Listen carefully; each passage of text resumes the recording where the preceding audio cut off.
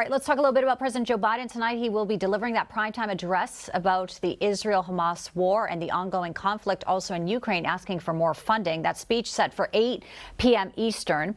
Biden made a very quick visit to Israel, and there he promised to support Israel, but also pledged humanitarian assistance to Palestinians. He said the U.S. will provide $100 million in aid to help civilians in Gaza and the West Bank. Now, the president also, when he announced this, warned Hamas, the terrorist groups, not to misuse the aid. However, many Republican critics feel it will be falling into the wrong hands. This morning, Senator Marsha Blackburn stated this concern with us here at Newsmax. We know that even in the last week, as medical supplies, food, fuel has gone into Gaza, that it has been intersected by Hamas, and they are using it for the troops. It is not making it to people who are in need of humanitarian aid. And Senator Ted Budd also telling us here at Newsmax that Biden's millions in humanitarian aid will be a, quote, guaranteed theft by the terrorist organization Hamas. Take a listen.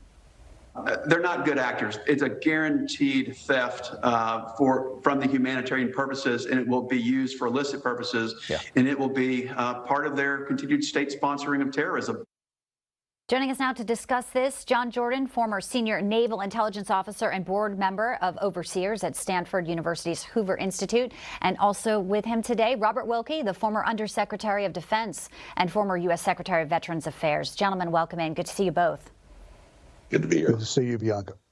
I mean, at this point, so we have the president saying, to Iran, don't get involved. Now he's telling Hamas, don't misuse humanitarian funds. I mean, at what point are we going to realize that these people who are holding hostages right now probably are going to do exactly what they want to do with this? I'll let you start, Secretary Wilkie. Well, Bianca, you just hit it. I mean, we have a track record here with the Biden administration.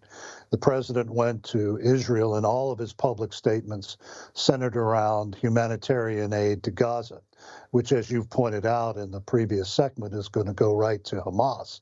But this is an administration that has evidenced weakness against Iran since day one. In fact, as we speak, the sanctions against Iran on producing ballistic missiles and selling that technology are not being renewed by this administration. Right. They're also not cutting off the oil that the Iranians are selling. A quick example, under Trump, the Iranians were able to sell on the black market under $5 billion a year. So far this year, they've been able to sell $54 billion as we speak. So Iran is the word that is not spoken by this administration, and that continues its patina of weakness that has been evident since day one. And he has the opportunity tonight to say the word Iran. I doubt he will. John, I just want to get your reaction also to Florida Congressman Brian Mast, who I spoke with last night. And as you probably know, he's the only member of Congress also to serve in our military, but also the IDF. Here was his reaction. The only thing that could stop it from going into the hands of terrorists would be the common sense of not sending it at all. Why is Biden doing this? I mean, is it really that pressure from the squad? It's just baffling, John. Yeah, it's this long-term naivete and misunderstanding of the Middle East and America's enemies. Basically, the left thinks America is the problem, and if we just appease, we can all get along. It's this self-loathing which is endemic to the leftist mentality. But here we have something even scarier coming up, Bianca, which people aren't yet talking about. We talk about the nuclear deal and the ban on nuclear fissile materials going to Iran, but we also for a while had a ban and sanctions on missile technology being developed by Iran.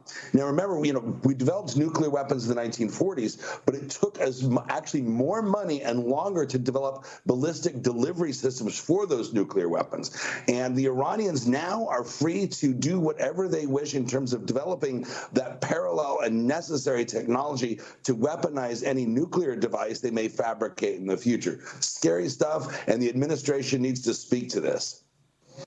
And I'm just perplexed how they can just sit by and do it. But I guess when they tell us our southern border is secure, these are the same people saying they're not going to misuse funds. Guys, I want to get your reaction too quickly. We do hear reports now that the Hamas terrorists likely were using weapons from North Korea and video released by them showing that as well. Your thoughts, Secretary Wilkie, that now we have North Korea, the movement of this. So it's not just money. We're talking about missiles and this complete power here that Hamas now has. Well, you have a four-headed monster out there that this administration refuses to acknowledge. The main head is in Beijing. There's the Moscow branch, the Tehran branch, and then the Pyongyang junior partner. Remember, they're all in it to do one thing, and that is to displace and destroy the United States as the central actor on the world stage. And I always fall back on what Golda Meir used to say: if somebody tells you over and over again he wants to murder you, then believe him. We certainly don't have that from this administration. Death to Americans, outwardly saying death to Jews. I'll give you the final word, John, because I also know there's a Russia angle to this, and you're very steeped in that as well. Yeah, so North Korea is becoming the arsenal of tyranny, which is contrast to we being the arsenal of democracy during the Second World War. But this reminds us of the central weakness and vulnerability of our adversaries, and one that the administration needs to renew its focus on, and one that the Trump administration understood well. The economies of China, Russia, and Iran, and especially North Korea, are very, very fragile, and they don't do a lot of things well in terms of making stuff that really works. So what we need to do is renew the sanctions regime that we had on Iran, by the way. Iran had, went from $4 billion in currency reserves when Trump left office to $70 billion now. We've let them up off the mat, and that's causing problems. China is showing its economy is very vulnerable to this real estate market and debt crisis. North Korea's gotten frisky now that the Russians are helping them bypass sanctions. So we need to get back on the secondary sanctions and punish those companies and entities that enable these countries to do business and deal in these black market or prohibited items, and really put the screws to them. Trump understood this. The Biden administration chooses not to. Maybe you can get the memo over to them somehow, guys. John Jordan, Secretary Wilkie, pleasure to have you both. Thank you, gentlemen. Thank you, Bianca. Pleasure. Thank you.